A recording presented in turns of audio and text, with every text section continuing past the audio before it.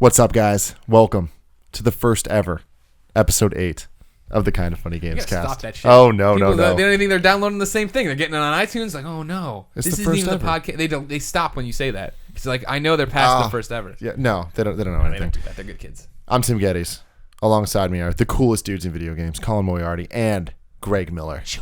We're going to talk about some video games today. It's going Lots to of be video game great. stuff to talk about today. The whole rigmarole that we got to go through right now is I like how you say we gotta. Like I'm putting a gun to your head or something. No, we like have Nick to. is demanding this happens. You don't know the rules of the internet? I don't. Oh, I do. This is one of the rules. You have to do this.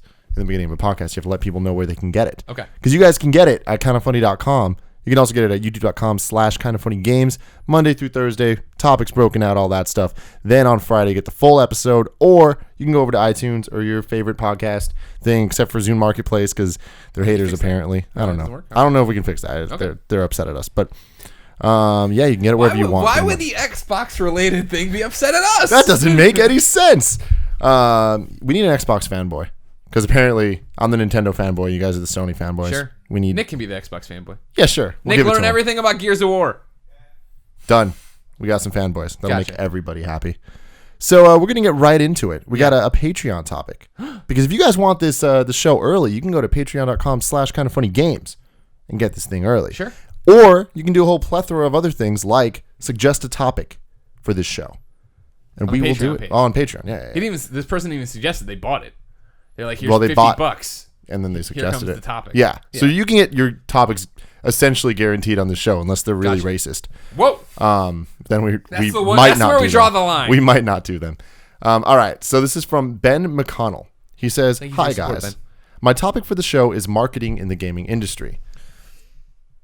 I'm not going to read the grammar issues with this. I'm just going to say it You're not going to do the Greg Miller? in a way that makes sense. No. Okay. So my topic for the show is You're going to marketing. look like an idiot. Yeah, no.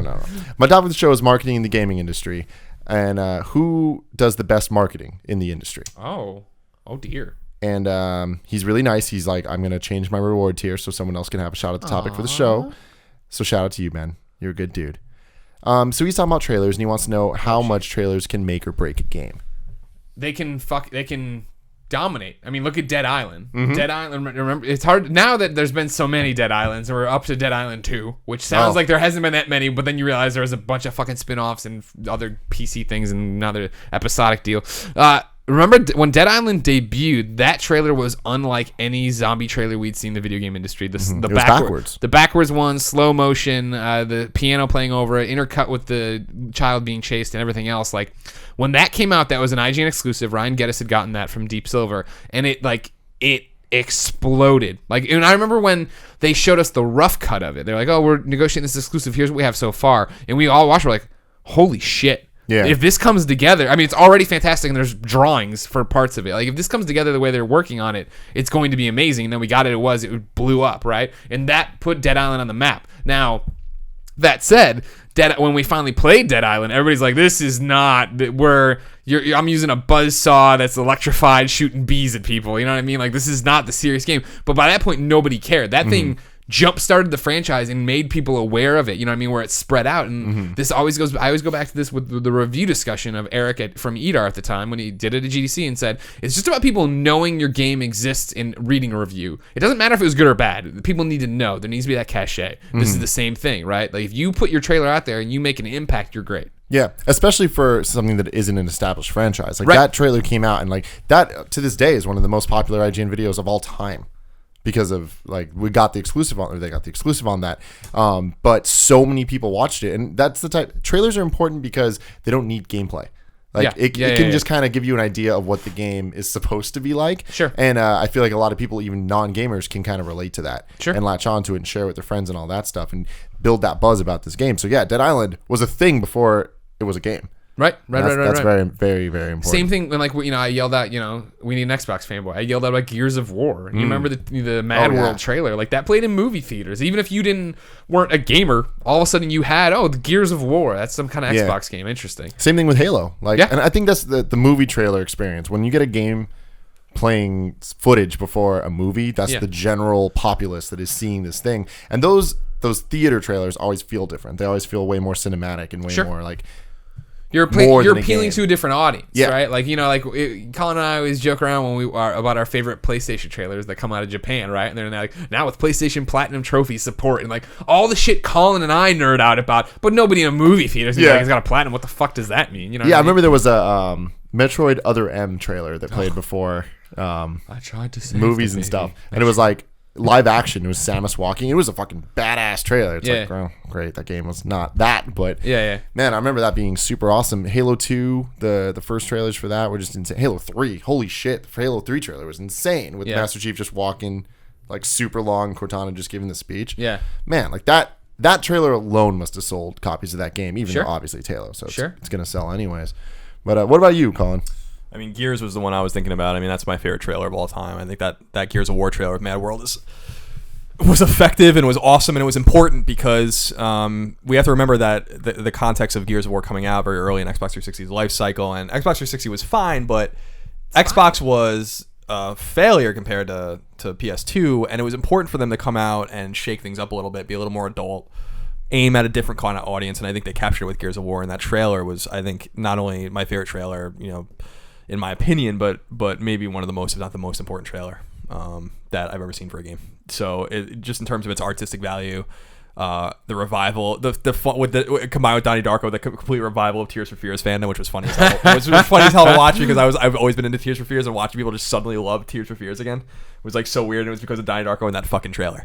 I think it was important because that really Gears along. Halo was already out, and people enjoyed Halo 1 and 2 on Xbox, but Gears was that first next gen exclusive for them, and so that was an important trailer. But what I'm more into is like I don't watch many trailers, even for games I'm interested in. Unless I'm like really, really interested in the game, I don't actually ever watch footage of the game because I kind of don't want to. I consume things with more of the written word and screenshots and stuff like that, or art, and then not try to spoil it too much for myself. And what's funny about that is that that's the way we always did it. Before, like, it's so funny. Like, that's we're getting how old old. We are. Mm-hmm. Like even in the PS2 and GameCube and Xbox eras, we really weren't getting this hodgepodge of fucking trailers. It really didn't start until Xbox 360, and so I still kind of consume things in the old way. But some trailer, I really like the Resistance 3 trailer. I'll never forget that Resistance 3 trailer, the first one when they're on the train. It was all live action or whatever. Oh yeah, the horns were playing and stuff like that, like the air sirens. They get you excited, but I think trailers are typically deceptive, and so like it's not worth getting excited over anything a trailer is showing you ever. You know what I mean? And that's like something I try to keep in mind. Dead Island is a great example. Yeah. That was a seminal trailer, expertly done trailer, and that game was not the trailer. And that's why you got to be a little. Reluctant. I mean, like, and this is I think maybe the first time on Gamescast ever where I've brought up DC Universe in a serious sense and not just a joke. Like the Blur trailer they did for DC Universe Online. Remember? Blur, get the fuck out. How fucking incredible that was. And now all of a sudden everyone wanted to know about DC Universe Online, and then they went and saw it and they were like, I'm good. Like that's, you know what I mean? Like I loved it, and there's MMO kids who loved it and DC kids who loved it. But like that trailer got it into everybody's head that it's going to be this crazy alternate experience where the heroes can die and da-da-da. And like that got people so stoked for that, right? And like this is interesting to do this topic. We just, pull back the curtain. Just filmed the Order 1886 review discussion, which you can go get on youtube.com/kindoffunnygames. And in that, we were talking about on Colin and Greg Live earlier in the day, talking about how the hype train goes and why when we're filming this, before the embargo is lifted for the Order review, why everyone's talking about this 5 hours of gameplay YouTube clip that got uploaded, right? And the reason being is because that's all there is to talk about right now, because we can't talk about it because of the embargo, but people have been looking forward to this game since the debut trailer. And I told the story of like, my mainstream friend who doesn't play games and has a life and has a job that isn't connected to this industry texted me when he saw the original Order trailer. He's like, that's the one, man. That's what I'm excited for. And he's like, that's awesome, but like, we don't know anything based on that. Yeah. So that's why, like, when Colin initially wrote, like, hey, I saw this for the first time and it didn't look good, people ripped him apart, right? Because for 6-9 months, they'd been sitting there going, this is it. AAA, PlayStation 4 experience, can't fucking wait. Yeah. And somebody's like, it's not that great. And like, what, fuck you? You know what I mean? Yeah. Like, and that's why now, and it isn't. Nobody understands exactly what's happening. You know what I mean? I'm talking about like right now, like the zeitgeist at the very, very moment we're recording this, is people are so hung up on this one thing because that's all you can talk about, and that is so devastating to hear a game you've been waiting years for is going to take you half a day. Well, Yeah. and the funny thing about that, we're talking about that first trailer, that E3 2013 trailer with The Order, which is an awesome trailer. Spoiler. I'm going to give you a chance to turn it off. It's not really a spoiler. It's not really a spoiler at all, but I'm going to Just give mute you a it. chance. Just mute it for a few seconds. Okay.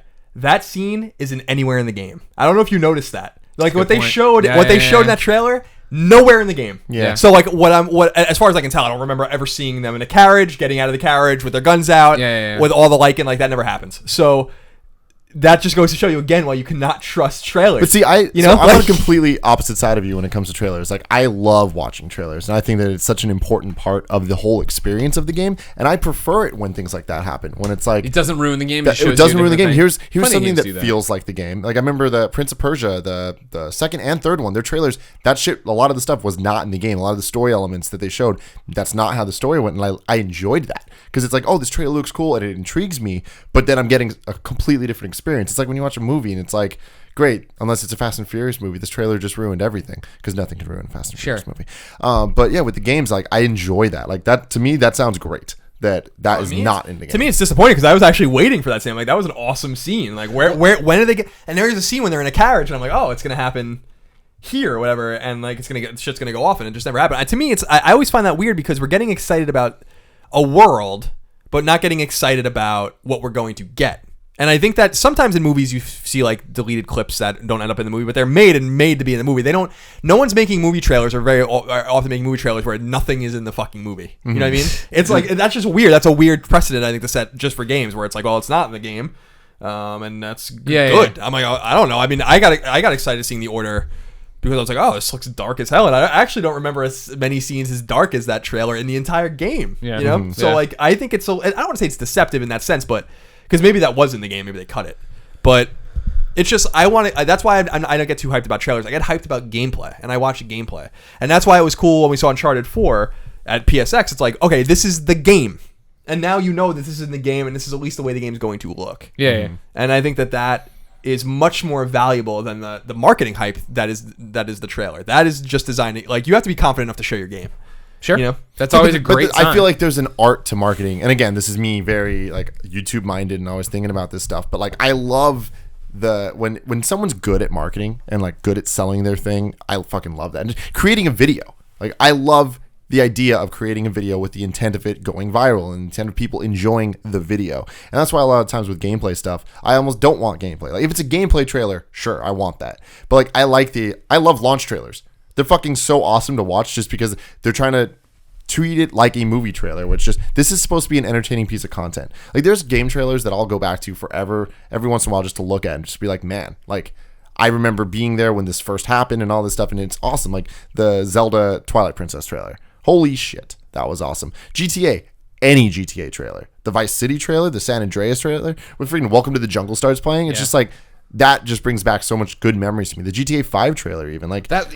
Part of his question was who does it best, and I totally lobby that Rockstar. Rockstar. I don't even think there's a question. I mean, there. like, and granted, it's easy, right? I mean, When you got that money. if somebody walked in and was like, "Hey, you guys need to market GTA 6," we could probably get people to watch it. But just the way they do it and make events out of, like, tomorrow at 10 a.m. we're debuting our trailer. You know what I mean? They have it, and then they in the way the trailers are cut. You know what I mean? Like the way that debut GTA trailer was cut with a VO and this from Michael and everything. I was like, yes. I mean, with Rockstar specifically, it goes further because it's not just the trailers. Like, they got marketing down, period. Yeah. Like, every bus has a freaking GTA thing on it. And, like, You there's go to posters E3 and the everywhere, Figaro E3, has all that the stuff. paint, or and it's not, like, no. yeah, money goes a long way when it comes Sure. to that stuff. And GTA has money, but it's like, why does GTA have money? It's like a circle thing where it's just like, they market their games well, which gets them more money, which allows them to market even better, which gets them even more money. Yeah. But what you're saying is so right, where it's like, despite all of that, like, no matter how much money you have, like, that doesn't make a good trailer. Right. And they have the money and make a good trailer, so it's like, and have a great game. So they have just the perfect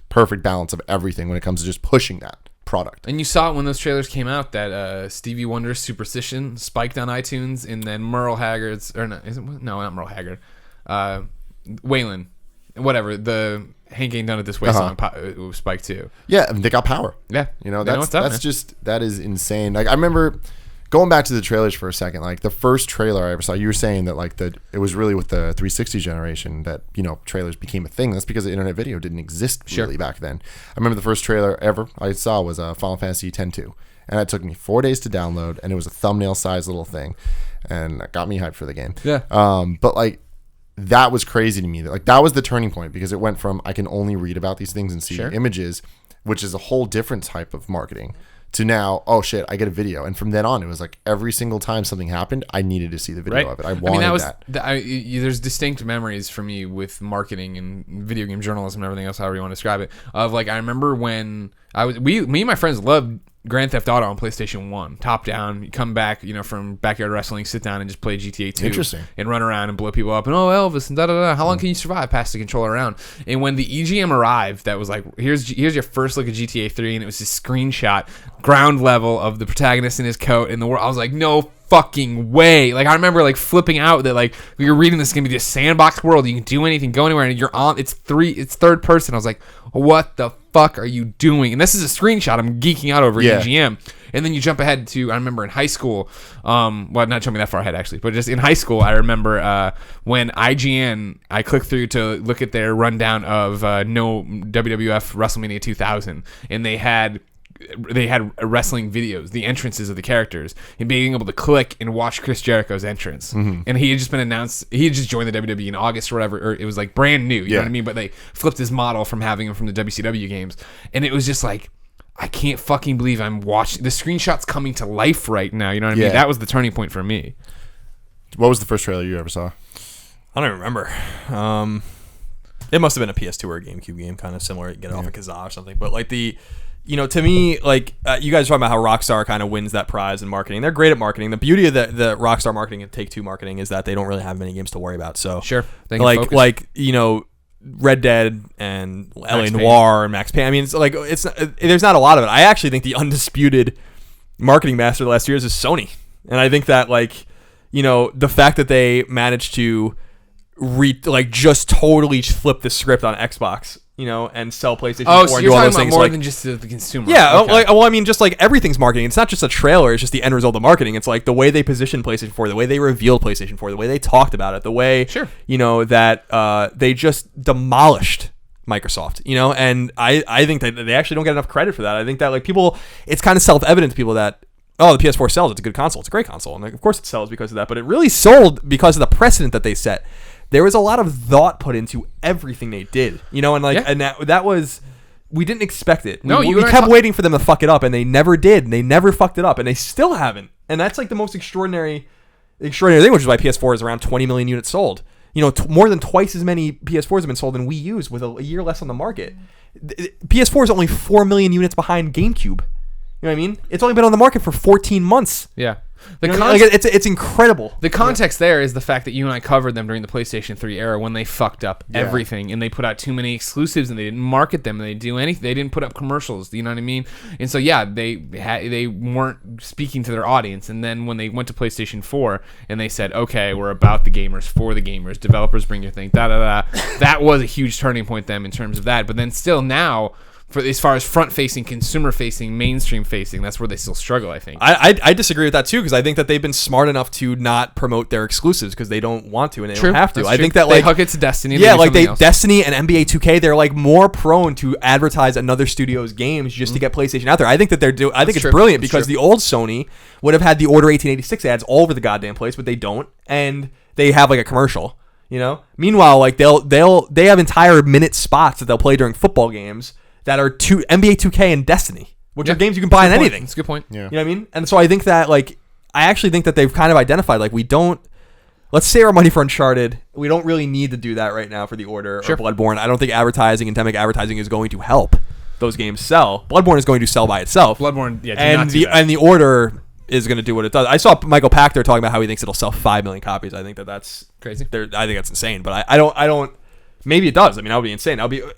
That would be 1/4 of the PlayStation 4 audience, but they're hungry, you know? Yeah. But nonetheless, I think that Sony is the undisputed master of marketing right now because they're playing the long game. It's not about like the final trailer. It's not about the launch trailer. It's not about that one day thing. It's been 2 years of consistency after just an abysmal, showing for years until the Forever. PS3 Slim really came out. Yeah. From PS3 launch to. But even then, to, the damage was done. You couldn't like turn it around as far as public. So I think that they're doing a great job. That's true. That's very true. I feel like I've always been a Sony guy. Like I'm a Nintendo guy, obviously, but besides that, like when it comes to the real consoles, I've always been a Sony dude, and like I've PS1, PS2, and PS3 because of Metal Gear and a couple of like Final Fantasy games I cared about, which Final Fantasy eventually came to Xbox. You know what I mean. Anyways, so the PS4 was the first time that there was the question of which one am I going with, PS4 or Xbox One. It wasn't really a question. It's like I want to play Uncharted, so I'm going to get a fucking PS4. One of my best friends, Alfredo, is a Xbox guy. He's an Xbot, we call him. Completely. And he loves it, and he's very happy with his Xbox One and all that stuff. But for me, there was the question of I was like, I still don't want any. Like I like Halo, but like I'm not going to buy it. You don't love Halo. And it was the PS4 reveal event that completely won me over. And now there's a PSX and there's all this stuff. The fact that Sony like takes its marketing that way is so important to me. Like just because like they obviously give a fuck. And going back to the trailers and stuff, like I was saying, like I get really emotionally invested in trailers. And when the opening video of the PS4 launch event where like everything goes dark and then it just starts off and like the P. And then it was nothing. It goes black. Yeah. That trailer, oh my god, I downloaded it. I watched that shit all the fucking time. It just gets me so hyped. It was like together, we ran, we played, we jumped. I'm like, oh my god. I mean, that's what I talk about all the time with PlayStation 4 and covering it from PS3 to PS4. That especially that switch, right? Is that they took the advice. They never took Connor's advice for the longest time. And I was on, in USA Today and stuff talking about what they should do. And like, not that I'm saying they did what I thought they should do, which they never ever do, which was instead of trying to get bigger, turn around and focus on who you have. Yeah. And you have hardcore fucking gamers who love this shit. You know to me, that was the moment that they did what Nintendo always had, which was, hey, we have a legacy. Like we have people that have grown up with PlayStation now. They're no longer just the new console. They are PlayStation is a brand that people get goosebumps over. That people, you can like get these nostalgic feelings out of people in the same way you could for Nintendo. And like that event to me was like, okay, sold. Like bought the PS4 as soon as it came out, and I'm like, I need this. And then they put out the 20th anniversary edition. They put what out they're doing. merch. They put out this. They have the PlayStation experience. They get it. They get it now. It's amazing how they've turned it around. Although we have to give it up. We have to give it to Microsoft for letting them do that because it was Microsoft's race to lose, and they just totally fucked it up. Like I had never seen anything like it. Like no matter how well Sony did, Microsoft just needed to do well. Yeah. And they just killed themselves. They just killed themselves. I'll never forget that. Now they're trying. They're back on track. No, they are, but it's because of different leadership and stuff like that. Yeah. I mean, obviously Don Matrick was just not the right man for that job, and like and now he's over at Zynga, and Zynga's tanking too. But the whole like one of my favorite YouTube videos of all time. Not that I have a deep understanding of the YouTube ecosystem or anything like that, but one of my favorite YouTube videos is the Video Gamer. Video Gamer does these awesome like spoofs of press conferences, and they did a really good one with Sony. Remember Drive Club when they guys obsessing over the leather of the car and shit like that. And they did one where it was just like they just got all of the mentions of TV, sports, and Call of Duty and just put it into one like reel, and it's just so fun. It's all they fucking talked about. Yeah, sports, TV, sports, TV, connect, TV. It's like, and everyone. I remember watching that live and being like, what are you doing? You know what I mean? Like, oh my god. And then at E3 they kind of screwed it up again, and it wasn't until this last year that they kind of regained it with new leadership, and they get it more now. But man, for as well as Sony did, you have to give it to Microsoft. They totally dropped the ball. Like they totally got picked off, and I will give it to Microsoft though that their TV commercials are on point. Like their marketing to the general consumer, they know what the fuck they're doing, and it's like you can't watch a TV show without seeing some type of Xbox commercial coming on. Sure. And like so they're definitely they're doing a great job of making all the normal people that aren't like going IGN every day and doing all this stuff understanding Xbox. Like if I were just to ask somebody who's winning Xbox or PS4, I think the general person would think Xbox if they're not a gamer. Yeah, they're in the Xbox is still in the consciousness, and they're still doing great. I mean, perspective and context is always important. We always talk about that. If you take PS4 and Xbox One, combine them in their numbers, they're doing 60% better than PS3 and Xbox 360 did in their respective first years on the market. So that's an incredible number. That means that just generally console gaming is healthy, and both console manufacturers are doing well, But PS4 is still hardly beating Xbox One, but Xbox One is selling better than Xbox 360 did at this point in its life cycle, and that's all they could hope for. It's just I wrote a story about that on IGN a while ago, about like kind of pump your brakes a little bit. Like PS4 is doing great; it's an historic success. But Xbox One is actually the third fastest selling console of all time. It's just that PS4 is the first best selling console of all time at that point. I think they actually fell behind Wii now. So like context is important. They're both doing great. And if they both do great, competition is good for the end consumer. And frankly, Xbox has way more exclusives coming out, and which is weird. And State of Decay. more promising exclusives that are announced. But Sony hasn't announced anything yet, so we'll see. We'll see how that all goes. Well, there you go. Topic number 2.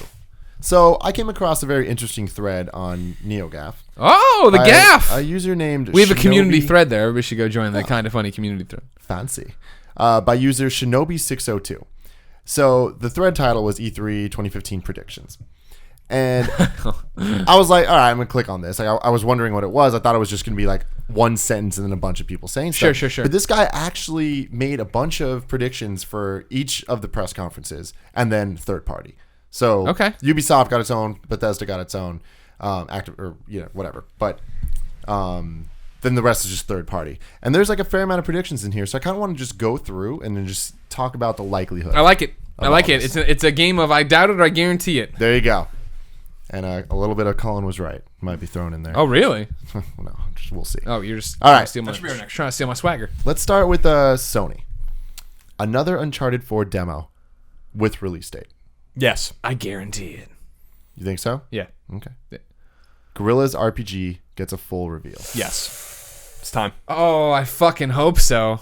I guess. I'm gonna say I hope so. I'm adding I hope so in there. It's time. A lot of things are time, Colin. It's been time for a lot of things to happen that don't happen. That game's been gestating for so long. You know, like, you got to show it now. Yeah. Like, you reported that, like, I want to say, like, literally 4 years ago. You know, like, Yeah. Don't forget about. a lot of things gestate for a long time. That's true. Last card. They were busy with Shadowfall as well.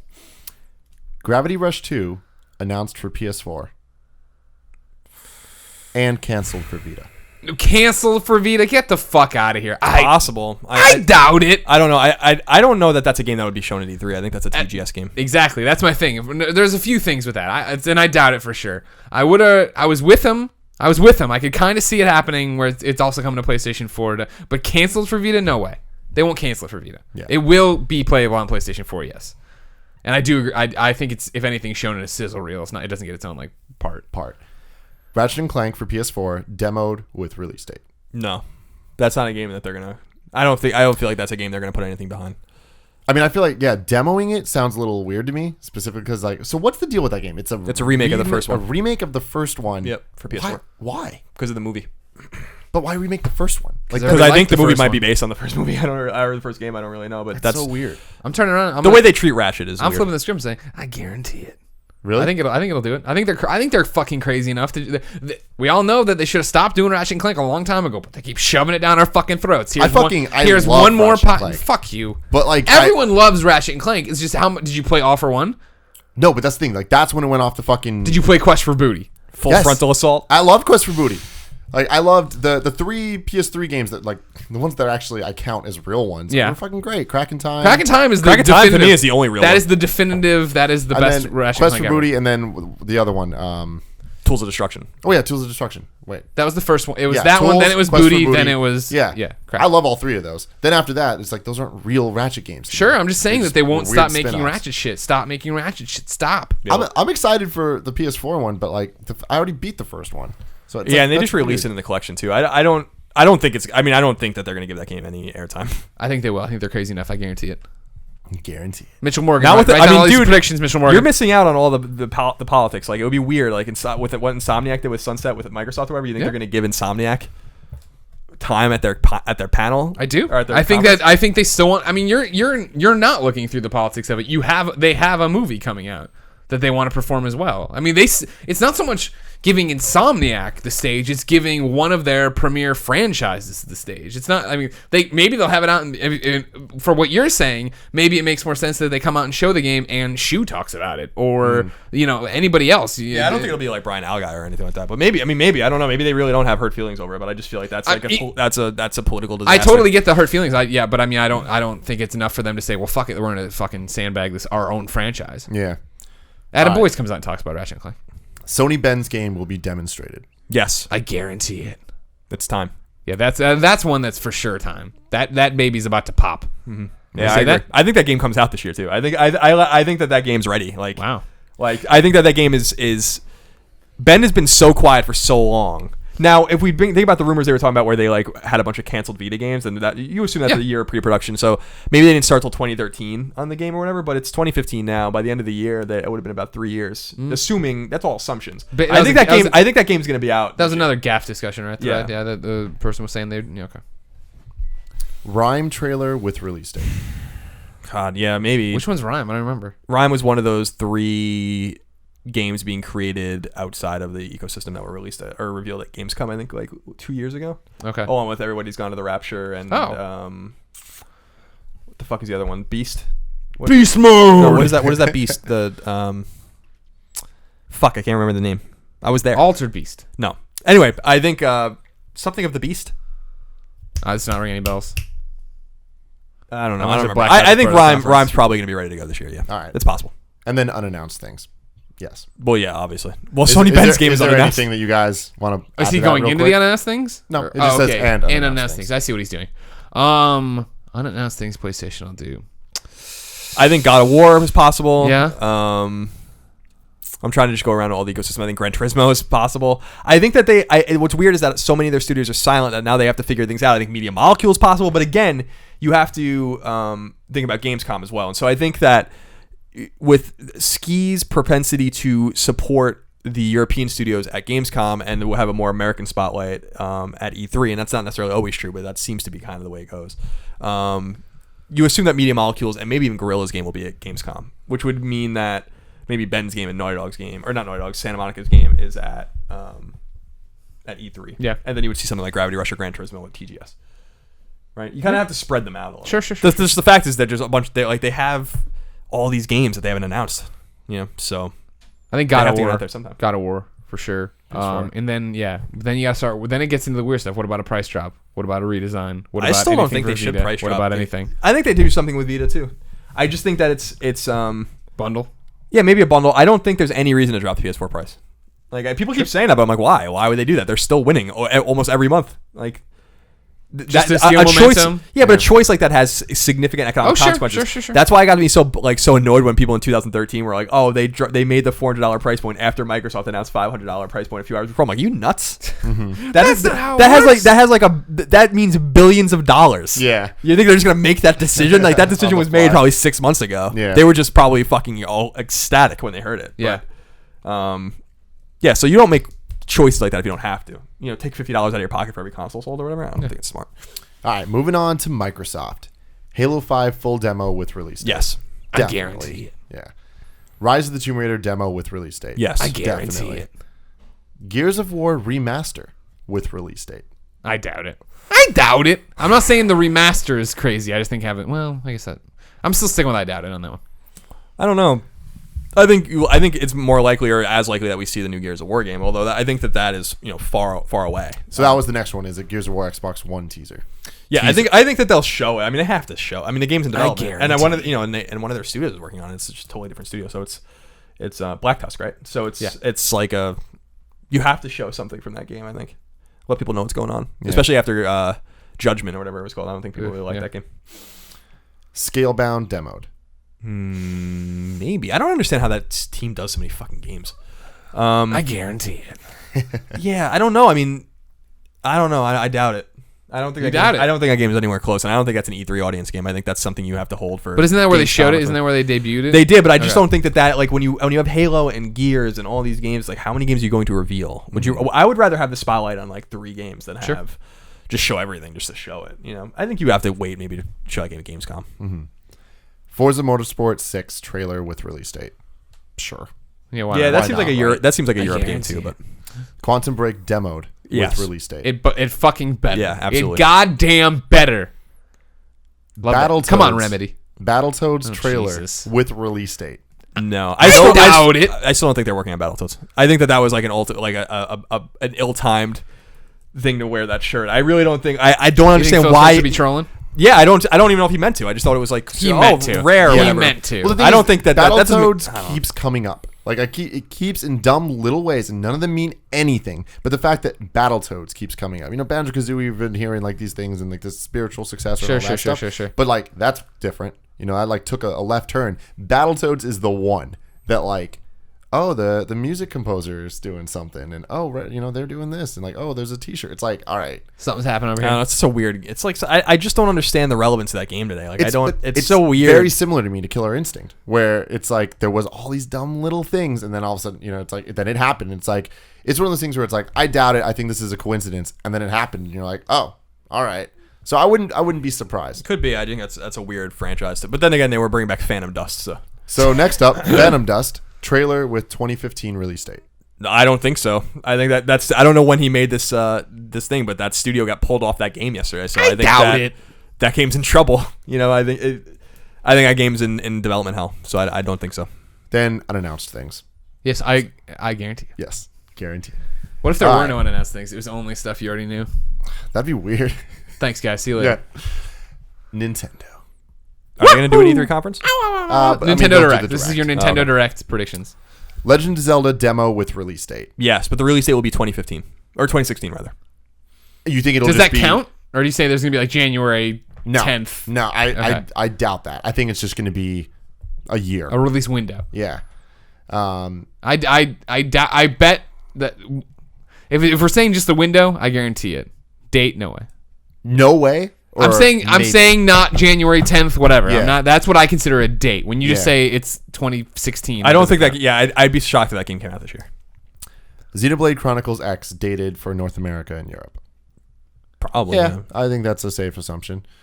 Star Fox demo with release date. Yes. Demo, I doubt it. Definitely. They're definitely going to demo that. I game. agree with the demo part of it. I do not think you'll get a release date. That game will come I out do. this year. They better hope that game comes out this Yeah, year. the game that has to be. That has to be there because Zelda's not going to come out this year. They Yeah. need something to come out this year, and I think they're going to put a lot behind Star Fox. Okay. They got Mario Maker. That's all you need. Yeah, what the fuck? The next is just unannounced things. There's no more predictions on that. Mario Maker, when the hell is that coming out? I don't know. You know what I don't know. No Yeah, they idea. better have some unannounced games. Because I don't know need what the something. hell Because they're they got Mario Party 10 coming out in March, and that's like That's it. all right. And then Xenoblade needs a release date. Pokemon Snap 2. Nope. We're waiting for that one, Greg. All right. Why do you hate Pokemon Snap? I love Pokemon Snap, but it definitely has a love that is just a Transcends nostalgic thing, and it's Transcends like time. it's definitely not that good. Transcends I'd love one on Wii U though. All right, EA, Dragon Age Inquisition DLC, I guarantee it. Yeah, probably. a new Need for Speed revealed with release date. I guarantee it. Yeah, there wasn't one this year, was there? Nah. So yeah, Not that I remember. That seems right. Yeah. Battlefront full debut with release date. No, I still don't think that game's. I still don't think that game's a thing. Star It's a Wars. thing, but like it's not. No way. I don't think that game's ready to go. I don't think that Really? game's ready to show. No. I guarantee it. I think they're guarantee showing it. No. I put my chips in on that one. Everything seems too erratic with EA and Star Wars. I don't know. I just don't feel like that game's. I think that game's 2 years out. You know, and I don't think you show it yet. Interesting. I think you have to. I think you got to do it. Yeah, I mean, I think there'll be a game. I think it's more likely that they farmed a game out for the new movie, and that like there's maybe they won't even be able to show that at all because of the tie to the movie. But I think there'll be a Star Wars game this year. I just don't. It'll be like something attached to the movie and not something that's like. I think it's overarching. gonna happen. I think they've been. I think there's a lot we don't know about it, and I think that they're gonna. They'd be crazy to not get that game out this year. Just It's not a matter Well, of they'd being be crazy or crazy not. to It's a put out a matter of shitty game, it's a too. matter of the Yeah. game's ready to go. All right. I mean, they've canceled. I mean, Luke, you have to remember that like there were Star Wars games that were well into development that were canceled, and that because they pulled them for all sorts of different reasons, and then ultimately sold everything off. So I just think that like everything was kind of rebooted not too long ago, and I'm not so sure that we're not being so ambitious with when we're going to see these Star Wars games, and not only Viscerals, but also, which I think is way far away, but also Battlefront itself. Well, I just think that like with where Battlefield's at right now, I think that it's Battlefront's a little more likely just because it feels like Battlefield's not. They don't. I mean, what Hardline? Yeah, Hardline. is going to be coming out, but like they've been working on that. So I feel like Star Wars. I don't know. I think it's likelier than you're saying, but it's not a guarantee. Mirror's Edge 2 gets a more in-depth look. Jesus. I don't even know why they're doing a Mirror's Edge too. Because everybody won't shut up about it. Now here you go. They're gonna be when you don't buy this one, then just shut up. I think everyone's EA's not gonna be so shocked when the game doesn't sell, but maybe I don't know. I still am not convinced that they're gonna do it. Like they're ultimately gonna do it. You just don't think the game's going to come out? I just don't like. Just because you say something exists doesn't mean that the game actually exists. I don't understand why you would do it. You know what I mean? Mirror's Edge is not this You wanna stop commercial being the most smash evil company. success. Like I don't understand it's the same thing with Beyond Good and Evil 2 with Ubisoft. It's like, guys, like, just let it go. You know what I mean? Like, it's a special game, but it's not like this commercial success. Like, they're gonna shoot themselves in the foot if they do a game like that. But maybe they want to. I don't know. Yeah, I hope they do. Mass Effect full reveal with release window. I think that Mass Effect will be shown. I think it'll say 2016. Do you think it'll be a full reveal or it'll be a teaser? Because I kind of lean on teaser for this. Just like a trailer or whatever. Yeah, I think they'll show it and name it. A lot of CG. They'll show it and name it, I think, and then they'll just say it'll come out in 2016. It'll probably be a fall 2016 game. Cool. And then sports. Sports for sure. Yeah, Guarantee it. They're going to have some new fucking shit in Madden. It's going to blow your mind. Oh, man. Yeah, it's going to change the game. All right, Ubisoft. New Assassin's Creed demoed with release date. Yes. Yes. Rainbow Six Siege demoed with release date. Yes. The Division demoed with release date. Yes. And then the ending surprise. Either They've sold themselves to EA. new Splinter Cell or Beyond Good and Evil 2. Splinter Cell. They better not close with Beyond Good and Evil 2. Yeah, Splinter Cell maybe. Maybe a different Tom Clancy game. Or like a new Tom Clancy kind of thing, or maybe going back to a different franchise or a new property. I don't know. I'm thinking like maybe Rayman or I don't know. I don't. Yeah, I don't know. They'll focus on Assassin's Creed. Sure, but I think I could see a Splinter Cell trailers. The beep, beep, beep. They're turning on the Yeah, and then of course they'll have their party games and shit that no one cares about. Yeah. Valiant Hearts 2. That'd be awesome if they did Child of Light or Valiant Hearts again. Well, not Valiant. They can't do Valiant Hearts again, but Child of Light. Take it to a different war. Do it differently. Vietnam. Yeah. All right, Bethesda. I feel like we've talked about this so many times now, but Doesn't matter. Fallout 4 in-depth demo with release date. Yes, I and the guarantee release it. date will be this year. I'll fucking lose my goddamn mind. Dishonored 2 revealed with demo. Yeah, I Yes. guarantee it. Doom demoed with beta dated. Yes. I guarantee it. Battlecry talked about. Yes. Which one's Battlecry? I don't remember Battlecry. It's that game that's been gestating for a while. Okay. I don't even know who's working on it. All right. And then some God, who talk is it? about Elder Scrolls Online. Oh, yeah. Yeah, They'll have to do probably. something. Here's an expansion. Or It's Nothing, coming to PlayStation 4. Nothing Or about the Who's next. doing Battlecry? It will have come Elder out to Scrolls. PlayStation 4. No. Well, I still think it's possible that you get The collection? the collection, or why not? I don't think it's beyond the pale to expect that they do what they did with New Vegas, which was to give the franchise to someone else to make a intermediary game, which was New Vegas. Sure. And Obsidian did a nice job. I think New Vegas is better than Fallout 3. So crazy? it would be cool to see like Elder Scrolls 5 something else that is a standalone game that was made by Studio X. 5 something Because I mean, imagine, dude, if Fallout 4 comes out this year, pre-production for Elder Scrolls 6 will begin next year. That game doesn't come out until 2020. It's gonna be a pretty long time between Elder Scrolls. There's a lot of games. Marvel I think movies that. before Yeah, that. I think that they're gonna have someone else work on Elder Scrolls in between. Use that, use an engine or something. But I think you'll also see Fallout 4 or Fallout 3 in New Vegas on next gen platforms. Yeah. Third parties. Now this one is impossible, but a new Call of Duty demoed with release date. No way. Wait, third parties. What does that mean? Activision and UB are He's third just parties? Louis. He's Oh, so this is like everything These are else. all the other ones that don't have a conference. Yeah, okay. Obviously, Yeah, Call of yeah, Duty will. Get Well, I think Call of Duty will be at Xbox's conference. okay. They always are. Yeah. So, But don't they do an event before then or after that then has just... It's before that, I thought. Don't they have a lead-in usually where they talk about, like, here's just an hour about the fucking fish physics in this Call of Duty? yeah, probably. I think they'll show the game for the first time though at Microsoft, like the actual game. That's Okay. what they do. Okay. Yeah. Where they usually open with Yeah. it, with the guy Yeah. jumping around the mountains. He's got the ice pick. I remember these. New Deus Ex revealed. Deus with- Ex! Deus Ex. Deus. That's what I say, Yeah, too. I know. That's what I say. Give me the pound of There the you go. Deus Ex. Revealed with gameplay trailer. No. I doubt it, yeah. All right. Final Fantasy 15 shown off. Of course. Yes. Definitely. Probably at PlayStation. Yes. New Hitman trailer. No, I don't. Does anyone care? They care about the iOS game. Yeah, I don't know. If you can't, whatever the hell, Assassin, Hitman, Absolution was the one that came out to the consoles, and then the Hitman Go. Square Enix does Hitman, right, or publishes it, so it's if they're only gonna have a limited amount of bandwidth at any of these conferences, they're not gonna use it on Hitman. That would be pretty weird. Just Cause 3 gameplay trailer and /or demoed. Oh, and demoed for sure. Where? PlayStation. You think so? Yeah. All right, now here's where I get really excited. New Tony Hawk game trailer. They're full working on technology. something, aren't they? Here's my thing. I don't know if it's going to be shown at E3. I feel like we might get that before E3. Like, I think that's just going to be like on a random Wednesday, a trailer's going to be revealed. Sure. Yeah, I don't know. I don't think this reminds me of Battletoads, but not quite as extreme. Where it's like I'm not so sure of the resonance of Tony Hawk for a mass audience anymore. Mm-hmm. You know, so it's like we love those games, we grew up with them, but I don't know if you want to use again. If Activision or NeverSoft, I don't even know who the fuck's making the game, but if Activision has X amount of time to spend at these conferences, you're not going to spend on Tony Hawk. Yeah, definitely not. I mean, it might be mentioned in one of the things, but like I think it's just gonna be announced at some point with the trailer. I mean, the last Tony Hawk game was at the VGAs that they announced the HD whatever the fuck it was called remaster. All right, I never even played. I downloaded them. I never even played them. I played the shit out of that, but it was almost there. But Wasn't quite though. It wasn't good enough. It was no Thug, as they say. I hate you so Thug. much. The Thug's best. good. Thug's good. It's not great. Resident Evil 7 trailer. No way. Oh God, please No. don't. No. Just don't. I doubt just it. don't even do anything with Resident I Evil. doubt that too. I think they're rebooting Resident Evil from the ground up, and I do not think they're ready to show you that yet. That would be awesome though. You think when will that be? I think that E3 next year? I think you get a teaser trailer for it next year. E3 next year, so that'd be 2016, and then released in 2017. Well, there you go, guys. Those are our Good job, Shinobi. Yeah, not a Shinobi, bad list Thanks at for all. Gaff for making this show. Yeah, I love Gaff, man. I love Gaff, reading too. that shit. Yeah, it's fun. They're on point. They know what's up. All I right. tried to make an account. And I still haven't gotten approved. They don't like you. They like Greg Miller, though, so that's all that matters. All right, next up, we're talking about Colin Moriarty's favorite topic, and that's reviews of video games.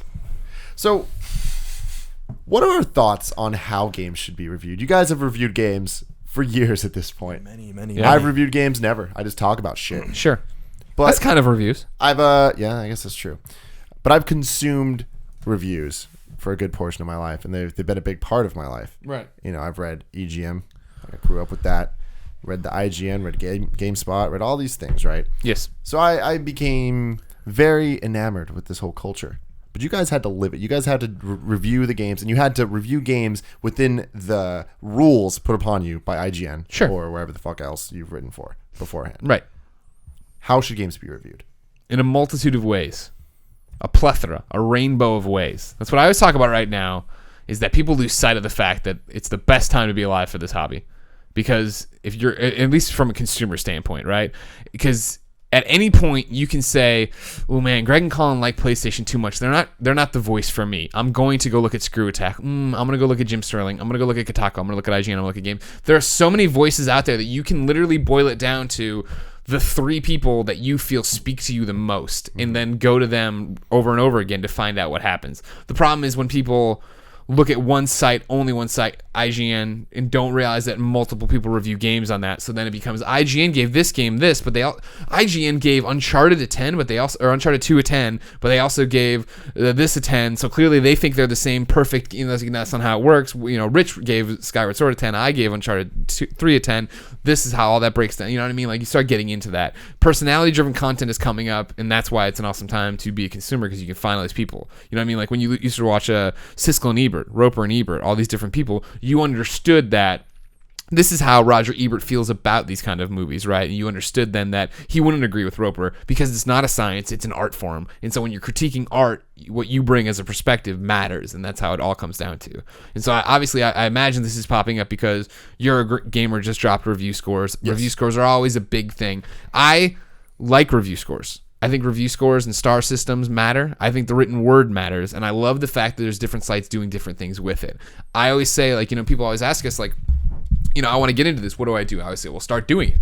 Start doing it. But the thing I always say is that don't try to compete with IGN. At no point do I want to know what idiot gamers over on Kinda Funny Games gave out of 10 to this game. Like, that doesn't matter. You stand out because you are you. What do you think about this game? How do you apply to it? There's always going to be the need. There's always going to be the source of this is your numbered review scale, right? But to see Eurogamer, Kotaku, anybody else say, well, we're not going to do that. We're going to do our own thing. That's how you stand out from the pack and matter. And that's why I think so many people are always quick to point out that Kotaku does that. You know, their review scores is, should you get this? It's a big green or red button, right, that says yes or no or whatever. That's a great way, and it makes them different. It makes their reviews already a different part of the conversation when you talk about reviews. Mm-hmm. Whereas IGN, GameSpot, everybody else who's giving numbered scores kind of just fall into this well that can be put into Metacritic and can be boiled down to one thing. I'm done with this topic. Now, Colin, what do you have to say on this matter? I mean, I don't agree with Greg at all in the sense that I think review scores are totally destructive and reductive and need to go away. And we don't talk about art in this respect.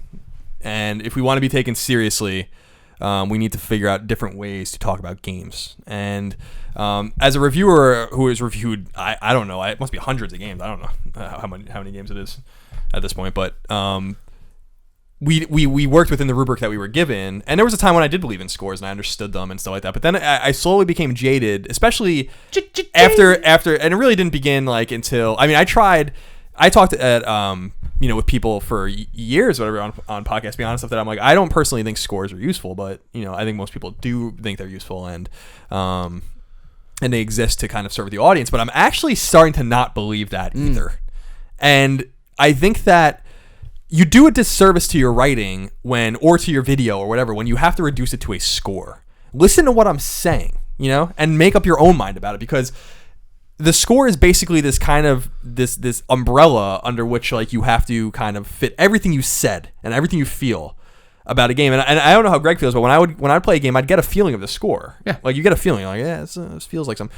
But what an 8 is to me is great on the IGN rubric. An 8 might be something different on another site. Sure.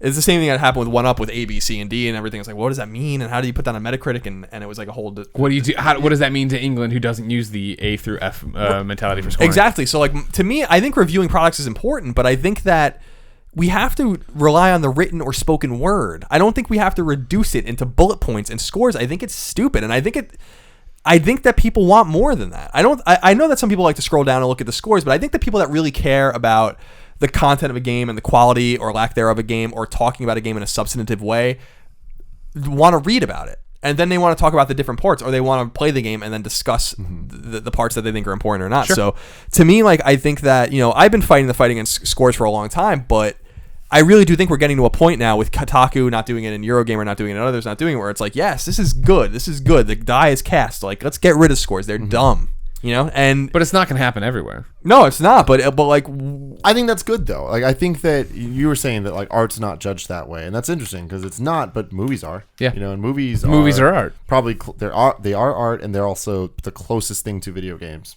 compared to any other type of art.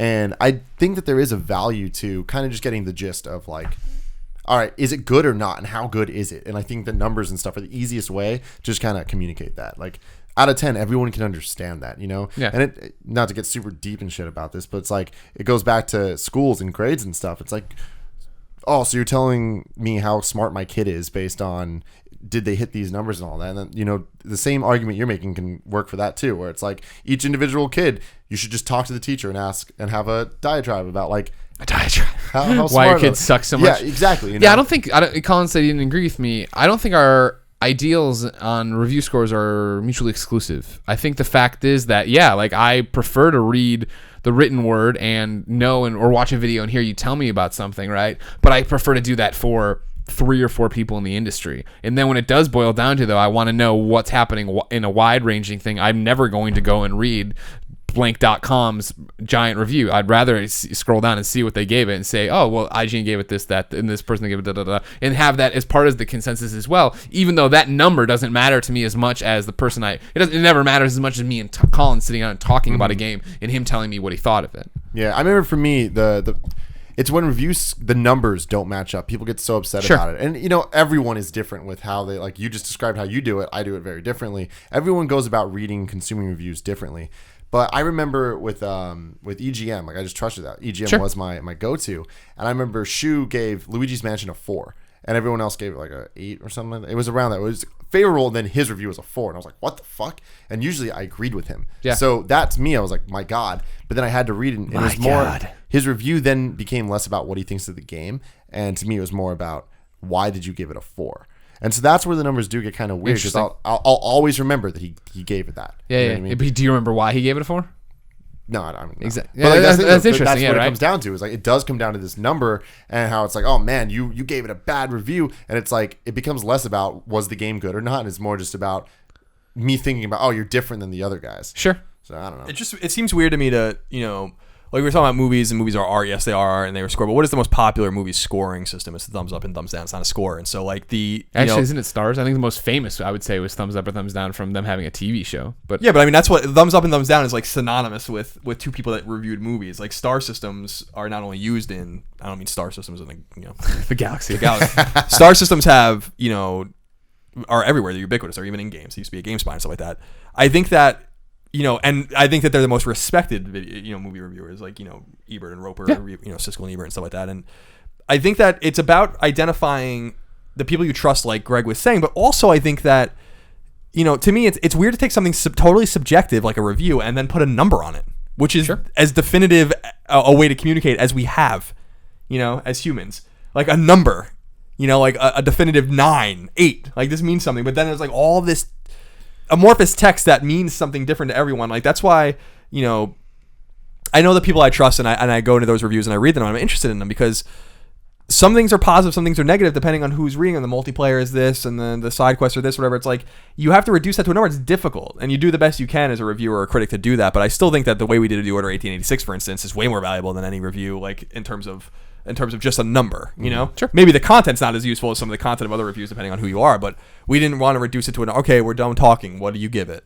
It's like, I don't know. You just listen to us talk about the whole game. Does it sound good to you? Yeah. Like, see, and I agree with you. I think the other side of it though is that like we deliver it more as a personality thing, like Greg was saying, where it's like more people want to know our opinions because we're us. And that's it. Whereas I think a lot of the people that go to reviews, like just the more casual people, like a lot of my friends that play games all the time, but are not really gamers. They're not in the culture and all that stuff. They just play the games.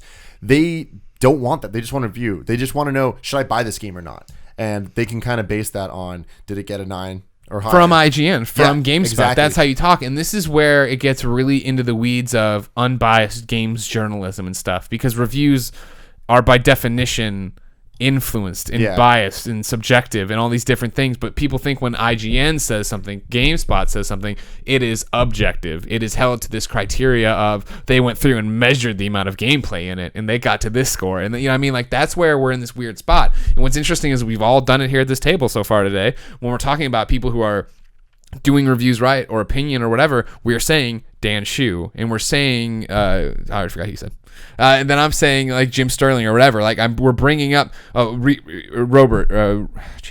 Roper and Ebert and all these different things, right? We're bringing up names of people who are doing something and standing out and having an opinion that differs, especially in this Luigi's Mansion instance from something else, right? Mm-hmm. Like that are there with something interesting to say. Whereas like you go to I assume it's like Consumer Reports.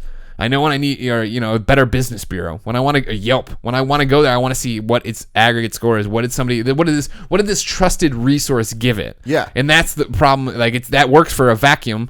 Did the vacuum suck up the dirt, but doesn't work for the order? Because what criteria we're trying to judge the order on? And when you change site to site, place to place, that becomes difficult. Especially when you get down to, an 8 on IGN is great, but it might not. That may be good on whatever.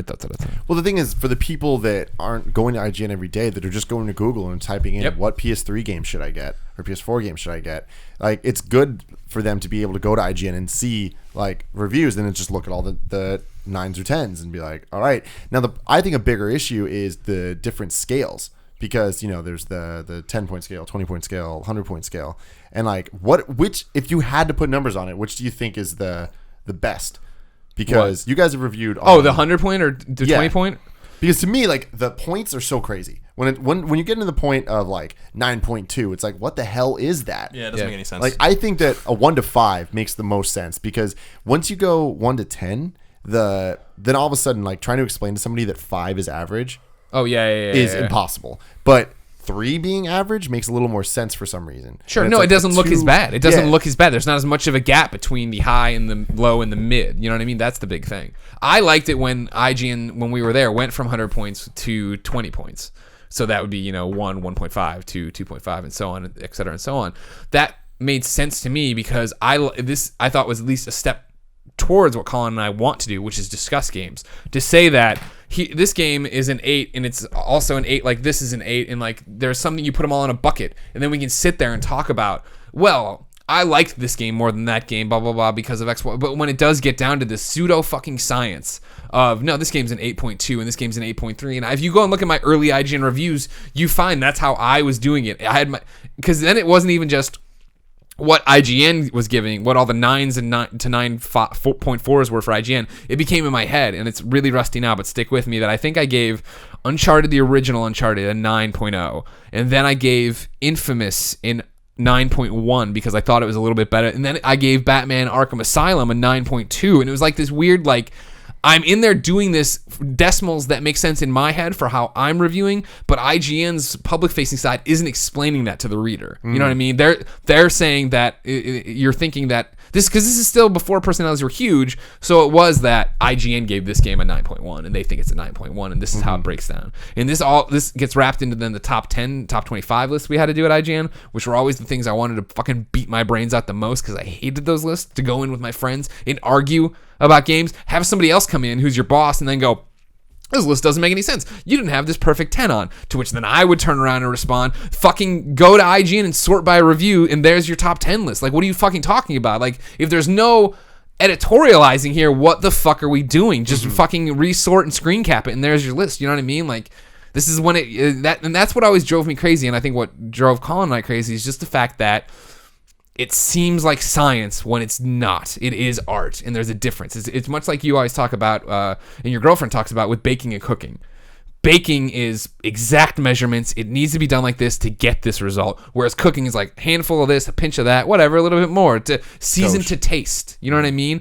Whereas, and that's how games are when you sit there and talk about it. No one's ever going to say, like, the top level, you can say a game's amazing and you'll agree it's amazing, but then when we start boiling down, I'd be like, oh, but I hated this combat section. Like, oh no, I totally love that combat section. What do you know what I mean? Like, there's so much wrapped in this of deciding what it is. That's where and why we love the written word, why we love speaking at length about videos and not trying to be like, all right, let's do a 3-minute conversation about this. Well, fuck that. Like, I don't want to boil it down like that. I want to rant and ramble and talk about this thing I didn't like and that character I did like and da-da-da-da-da. Well, there you go. We got nothing accomplished in that conversation. No, I thought it was good. Okay, good. I mean, well, that's the thing is it's just like numbers are important, but they're also not important at all. Like, that's really what it all comes down to. It's just like what it really comes down to is people's experience with the games. And it's like, but at the end of the day, your review, my review doesn't fucking mean anything.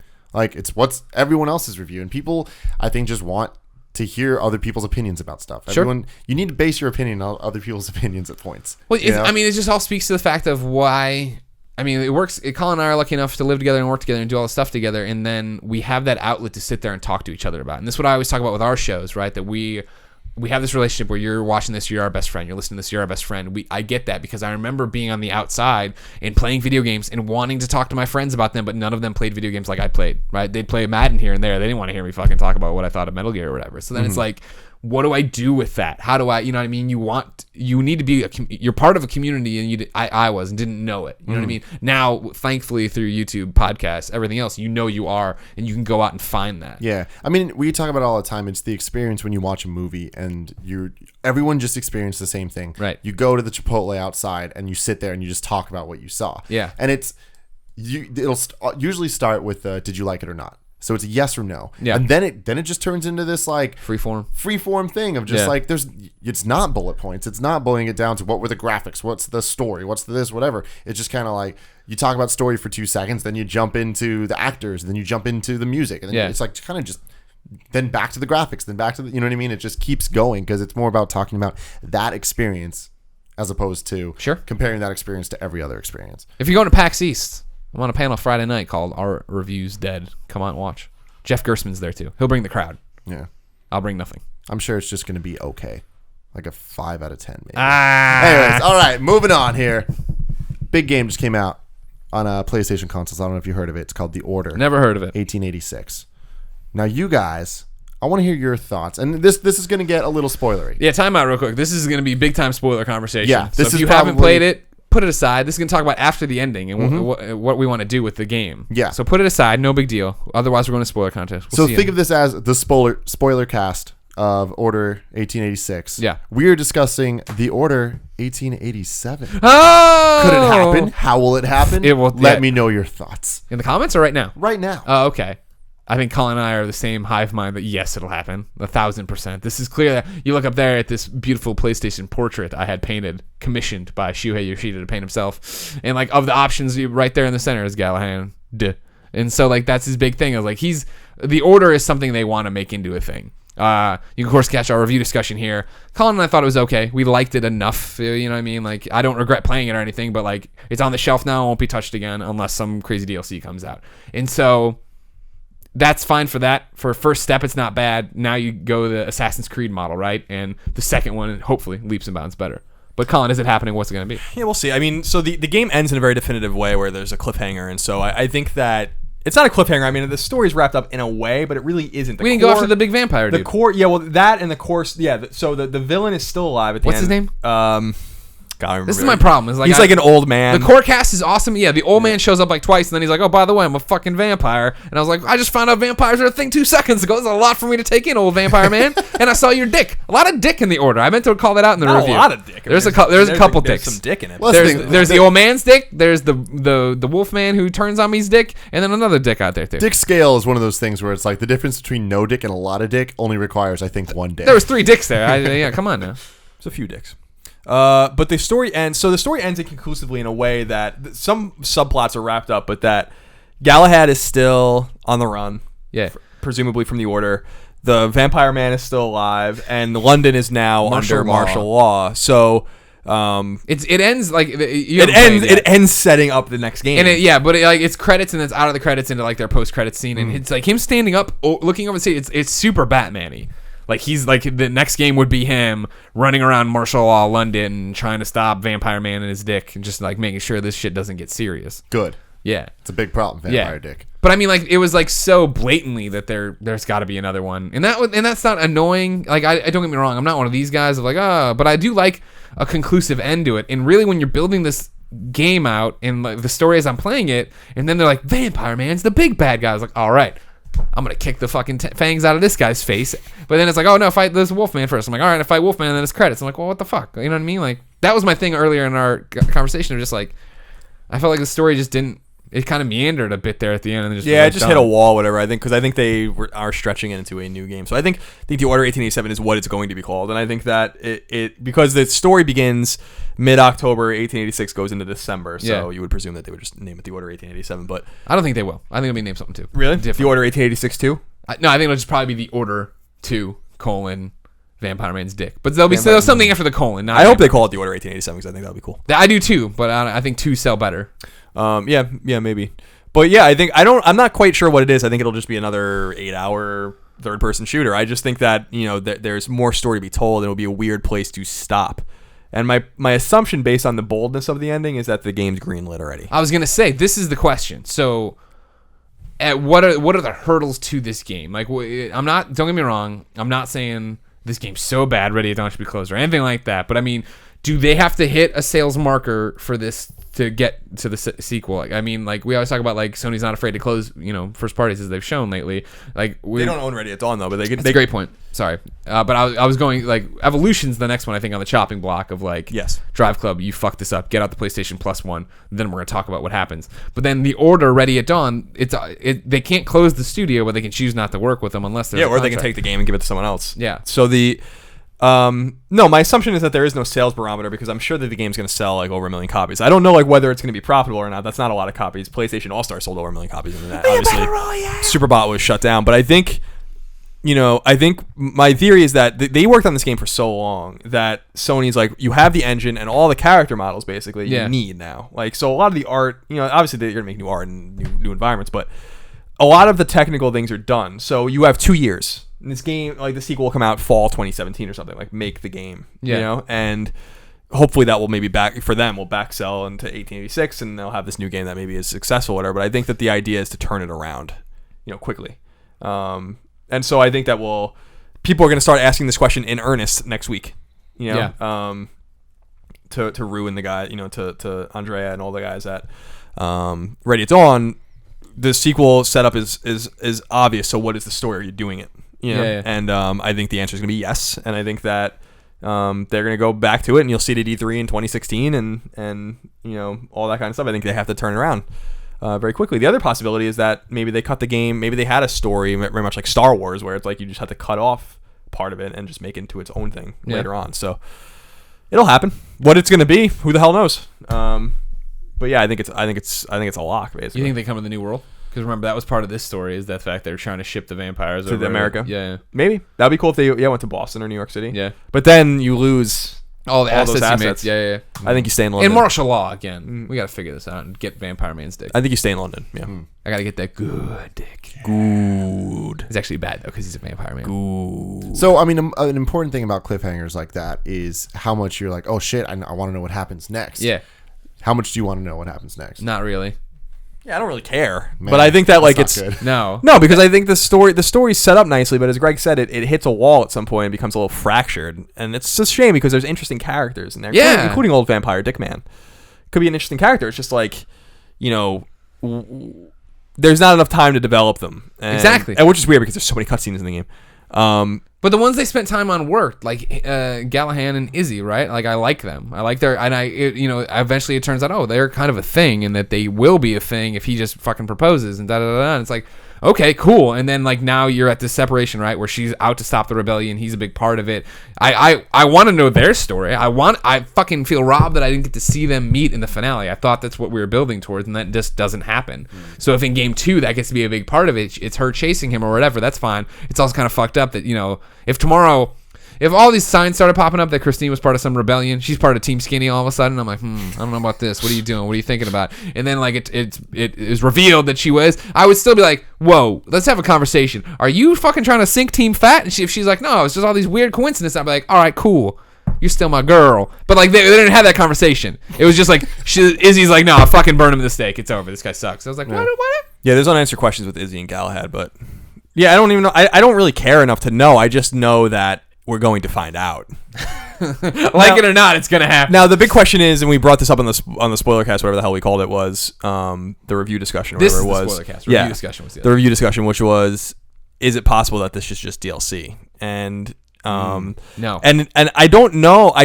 Like, that's what's so weird about the Order as a sterile product, like a standalone. It's just sterile. It just is this campaign with no bells or whistles at all. Yeah. And no the new game armory, plus. we don't know anything about. No, yeah, it's just weird. Like, I don't know exactly like what we can expect out of this. So maybe it is DLC, but I hope they don't wrap it up that rapidly. If it was the DLC, they would have said something. When everybody started losing their shit about this, Ready at Dawn's had so many interviews. They would have been like, listen, it's 8 hours long, and we're gonna give you this. We're charge you for it. We're gonna get DLC 6 months from now. Because like what you're talking about is 1000% what's going to happen is that kids are going to bring this thing home on Friday night because it comes out on Friday. They will beat it midday Saturday, and they will trade that fucker in on Sunday if they're smart. They will jump back in and be like, wait, there's nothing to do in this. Well, fuck this. Why would I hold on to this? Let's get it before GameStop is all like... They're flooded with... They're going to notice pretty quick all these orders coming in. This is me over the GameStop ledger. Ledger, by the way. Oh, what are all these orders? Do you think that they made the right call in ending the game this way, like with the open up sequels to get people hyped for it, or do you think it would have been a better choice to have made this just a complete story and go from there? I think it would have been a better choice to make a complete story. I believe that yes, there is a plan for a sequel. I believe that yes, Ready at Dawn is probably working on it in some, there's a pre-production team working on it. I don't think it's a guarantee that this is going to come out. I think the Order will probably under-deliver on sales on what they were expecting, and you look at the marketing budget and you look at everything you did to it, and there'll have to be that discussion in 6 months of like, all right, no, this isn't a franchise. We're trying to make it a franchise, because we've been talking in this episode, right, that Sony's actually making the right decisions. So if they can go the route of like, we're going to fucking make this a thing, or they can go the thing of like, it didn't hit the way we wanted to, and now there is this thing to it that people think it's a short game, they weren't blown away, Yeah. Well, it's very reminiscent of Assassin's Creed in a lot of ways. Kind of even from the outside, where the first one is fine, but like... But Assassin's Creed, I don't feel like... Yeah, that's 100% true. And that Assassin's Creed did under-deliver on its promise. Remember, that was like Hillary said, this is the first next-gen game. I remember when he was working at IGN. And so, but it was still like... I don't feel like right on the eve of Assassin's Creed going where people are like, this is 4 hours long. What the fuck? You know what I mean? Like, there's like already this like...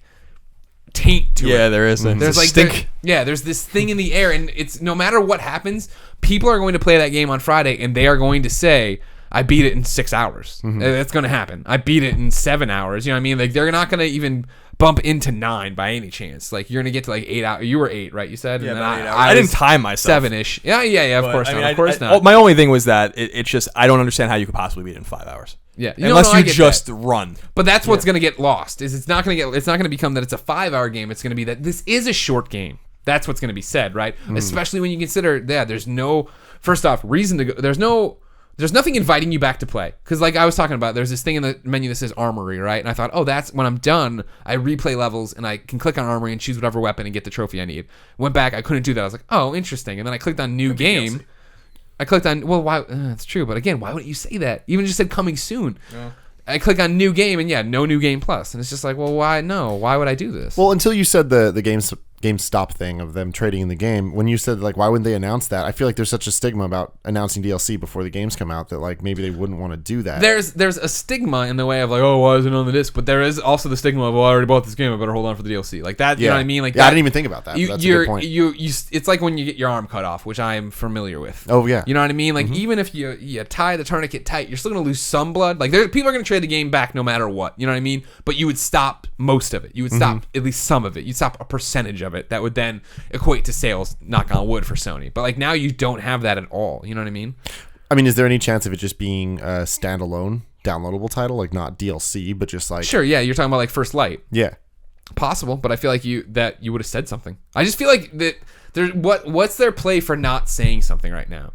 You know what I mean? Especially, and if it's standalone, standalone could be fine, I guess, that whatever, because then, you wouldn't need the disc, and you wouldn't need to say anything now. I mean, is there advantage to, like I know there's certain games, there's many games that they want to keep in people's houses and stuff, but maybe this is just an experience that's like, all right, we already got your money. You know what I mean? Like, you'll buy the standalone one. But the resale... If people start trading this game back, it's going to collapse the used game sale market for this game, and it's going to be really cheap, and then it's going to kill their new game sales for this game. Like, it's going to be it's going to break their back, like on this game. It's going to be really interesting. I agree with Greg, but I also don't. This is the problem with going gold so early, and I think that what you're going to find out above all else, everyone's kind of worrying about the reaction to Sony and like why aren't they saying anything. I think the reaction is going to be the future of games. You are not going to see future first party games available that early ever again, from them. Like, the game was published and printed like 3 weeks ago, and because the game had gone gold so early and the team was done. So I think that, like, in my opinion, what Sony's learning is like, we can't do that again, because inevitably, as we've retweeted pictures and seen pictures, they end up out there early. People have them. Hundreds of people have already played the game, according to PSN profiles, that are not critics. And this is what happens. And so I think, unfortunately, what's going to happen is they're going to be like, nope, like hold tighter onto these copies of the game, and let's not make this happen again. Because good or bad, whether or not Ready at Dawn and it made a good game or not, I don't think they did make a good game. I think they made an okay game.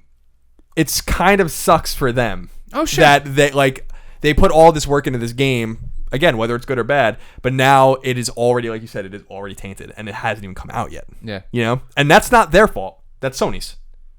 For not being tighter with the copies of the game and all that kind of stuff. So, it's unfortunate. You don't see it very often. You don't see that very often. You don't see what happens to this game very often. The line on this game is negative all over the goddamn place. And I don't know if they can overcome it, and I think that's the real shame. But back to the original question, they're going to do another one. Sony has been very clear, and a lot of companies are very clear, that they don't make one-off games. They don't make games to be one-off. Now, Sony's not implicit about that, like, say, Activision would be, or Ubi or whatever. Serialize everything. But I don't think you go into any game, even The Last of Us, and be like, this is it. Sure. The Last of Us was left open for a sequel, and it's going to get one.